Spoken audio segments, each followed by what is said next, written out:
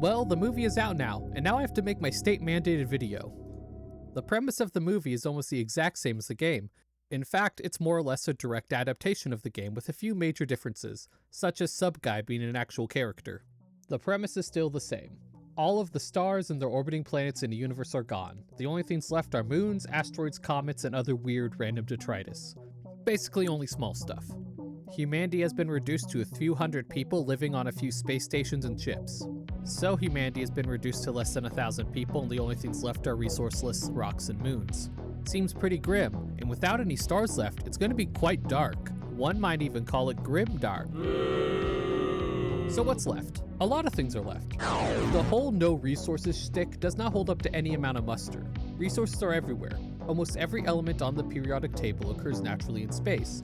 The only ones that don't are either too heavy or too radioactive to last a long time. What that means is that you could find anything you need given enough time and looking. Sure, not having planets or stars is certainly a bummer, but they explicitly leave moons along with asteroids and comets. That's already a lot of material. Asteroids are some of the most readily available sources of metal, especially the asteroids in the asteroid belt, while further out objects or comets are great sources of water, methane, and ammonia. If you have water, then you also have a source for oxygen and hydrogen. Oxygen is great because we breathe it, and hydrogen is a great fuel source.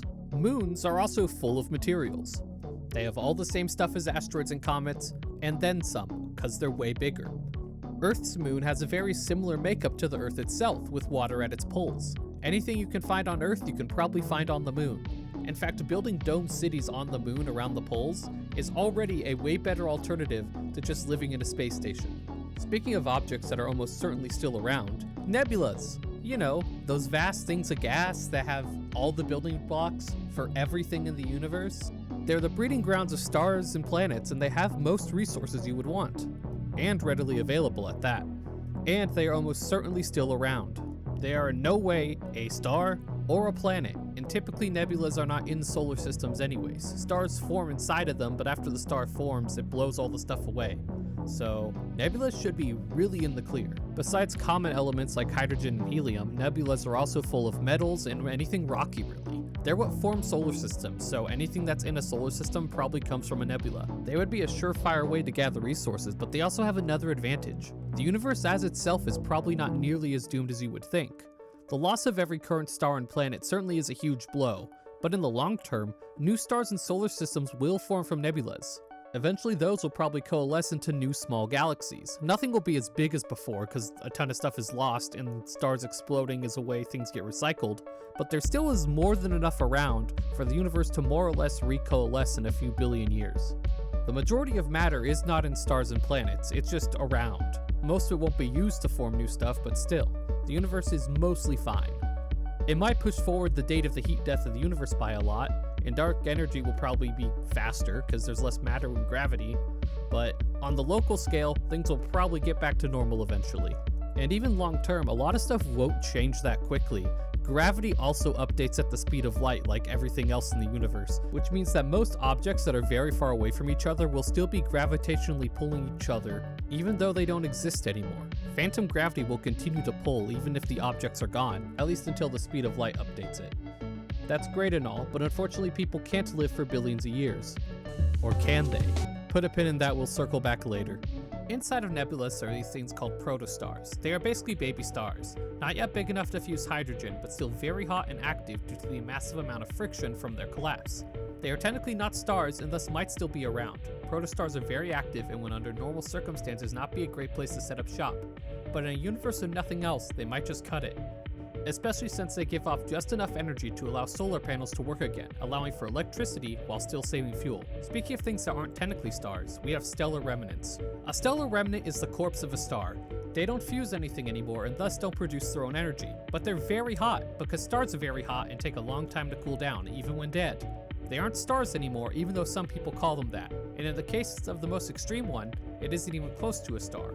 There are three main types of stellar remnants, and each one comes with its own pros and cons for the remnants of humanity. Well, one is all cons. First off, we got white dwarfs. These are the remnants of stars around the size of our sun or smaller. Any star that is too small to die via supernova will become a white dwarf.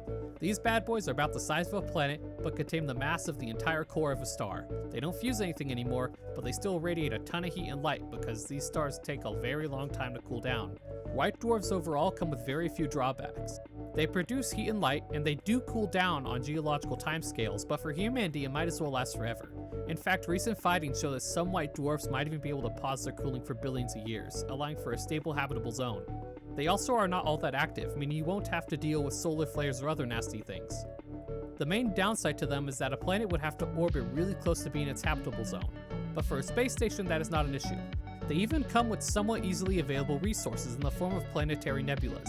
Planetary nebulas are the outer shell of the former star. If the white dwarf is the core, the outer shell gets blown out and that becomes the planetary nebula. They are full of hydrogen, helium, and plenty of other stuff, and planetary nebulas are one of the main ways resources from stars are recycled to form new stars in the long run.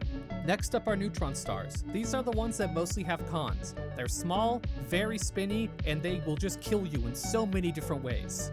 They are the cores of massive stars. If a big star has a supernova and isn't big enough to become a black hole, it will become a neutron star. All the mass in the core will squeeze down to the size of basically a small city. And they are very, very dangerous. They give off a ton of radiation. Some types of neutron stars are basically giant rotating death lasers, and other types have such a strong magnetic field that getting near it will reduce you to physics. They could theoretically have a habitable zone, but it would be so close that you would probably still get ripped apart by magnets or filled with gamma rays. Neutron stars have so many downsides, they are somehow more dangerous than the final stellar remnant, black holes. Sure, black holes sound scary, but for the most part they stay in their own lane. As long as you don't go through the event horizon, you're not going to get crushed instantly. Their gravity is so strong that not only does light not escape, but all the nasty things don't escape either. So they just kind of sit there, vibing. The accretion disk around a black hole can be rough and send out volatile stuff, but compared to a neutron star, it's very easy to deal with. Black holes form when super big stars die. They have so much mass that they pull themselves in and become a space of infinite density, thus allowing not even light to escape. In my last video, I said that I thought black holes might be the best bet for humanity. Set up near one, use the light from the accretion disk, and yada yada yada, there might be a habitable zone. With the benefit of hindsight, I think that's a terrible idea. The habitable zone around a black hole is very theoretical, and even then, it's not a good place to set up. With the benefit of several more years of research, it's pretty clear that if a planet is in a black hole's habitable zone, it's either being bathed constantly with super deadly radiation, or it's being ripped apart by tidal forces. So the plan to set up on a habitable planet near a black hole probably isn't feasible. But I still think black holes might be humanity's best chance, because of time dilation. And Albert Einstein said, "Let time be fucked up," and he saw it was good. Time dilation is what happens when you're either near a very strong force of gravity, or you are traveling very close to the speed of light. Either way, your time moves slower relative to the rest of the universe. A person who's going very fast might only experience 4 years, while the outside universe went through 10 years. And it gets more extreme the faster or more gravity-y you get. As I said previously, over a few billion years, the universe should more or less bounce back. There's still plenty of material around, and there are a lot of stars and planets in the process of forming still. So if you park a space station close enough to a black hole, you could theoretically get enough time dilation that the rest of the universe could reform within a human lifetime. Outside, millions or billions of years are happening, but on the space station, 1 or 2 human lifetimes are happening. The people of Iron Lung almost certainly have faster than light technology, and if they can travel faster than light, that means they can get really close to a black hole. So set up a space station really close to a black hole, and most of the people will just live in it, waiting for the rest of the universe to respawn. Every once in a while, send out a drone or a person in a ship to go see how things are going, and then they will come back. The person or the drone will probably spend a human lifetime outside traveling, but for the people in the space station, barely any time might have passed. And so that's all you do. Park a space station near a black hole for a few decades or centuries, and then when everything else has gone back to normal, go find one of the new stars with a new habitable planet with new life. Conversely, you can do the same thing by having a ship that's constantly accelerating towards the speed of light. I don't know how feasible that is because I don't know what fuel sources they use in Iron Lung, but if they have magical FTL whatever, They could probably just keep accelerating forever and get to super good time dilation. Now all that's well and good, but what about food? As I've shown previously, there are basically resources everywhere, but there aren't a lot of hamburgers. No hamburgers means no food for people. Well, fear not, because there are sources of food around, and they aren't just eating the blood this time. This is Europa, one of the moons of Jupiter, covered in ice, and probably home to a subsurface ocean. A subsurface ocean that has a very good chance of having life. In fact, plenty of moons and smaller bodies in the solar system have a good chance of having a subsurface ocean. A subsurface ocean is an ocean of liquid water underneath either the surface or a sheet of ice of a planet or moon. If the planet or moon is geothermically active, then they might have hydrothermal vents at the bottom, meaning that there could be plenty of life in this ocean. And all we need is one of them to have life.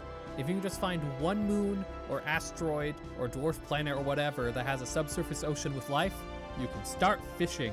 The people of Iron Lung almost certainly can travel faster than the speed of light, meaning they have the resources to check a lot of moons for oceans and for life, and all they need to do is find one. If they're lucky, they'll find a moon that's Earth-sized or bigger. There's no real cap to the maximum size of a moon, so a planet like Jupiter or bigger could have a moon the size of Earth or something.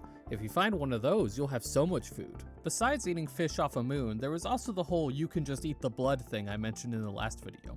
I'm a bit more hesitant this time because they explicitly say in the movie, if you eat the blood, you will have a bad time.